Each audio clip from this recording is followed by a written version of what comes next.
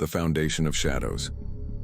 On the surface, the Gates Foundation looks like a benevolent empire. Vaccines for the sick, schools for the poor, seeds for the hungry.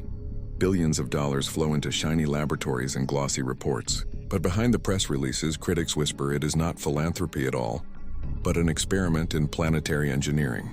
They say the foundation doesn't solve problems. It creates controlled crises and then sells the cure.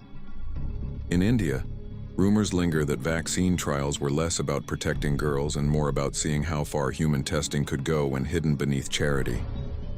In Africa, farmers claim the gift of genetically engineered seeds is a curse. Crops that grow once but leave soil barren, forcing farmers into permanent dependence on corporate suppliers.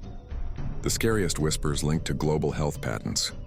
Some conspiracy theorists believe the foundation bankrolls vaccines not to save lives, but to own the biological keys to humanity itself. DNA libraries, seed vaults, even fertility research quietly mapped and stored away.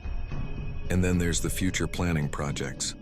A seed vault in Svalbard, Norway, funded by Gates, nicknamed by critics the Doomsday Vault. Officially, it's for food security. Unofficially, it's seen as the first step in creating a private ark of life, one the rest of humanity will never enter. Geoengineering research. Experiments to dim the sun with reflective particles. Conspiracy believers say it's not about cooling the earth, but learning how to switch climates on and off like a machine. The darkest theory? That the Gates Foundation is building a quiet shadow government of science. With its billions, it can direct the WHO, universities, and NGOs without ever being elected. Instead of armies, it commands patents. Instead of bombs, it wields syringes and seeds. Instead of flags, it leaves behind a trail of dependency. On the ground, people speak in hushed tones. Of drones dropping aid packages that double as data harvesters. Of farmers who swear their soil stopped bearing crops after taking free fertilizer. Of education reforms that seem less about teaching children and more about programming the next generation of compliant workers. The Foundation's logo is absent on most of its projects.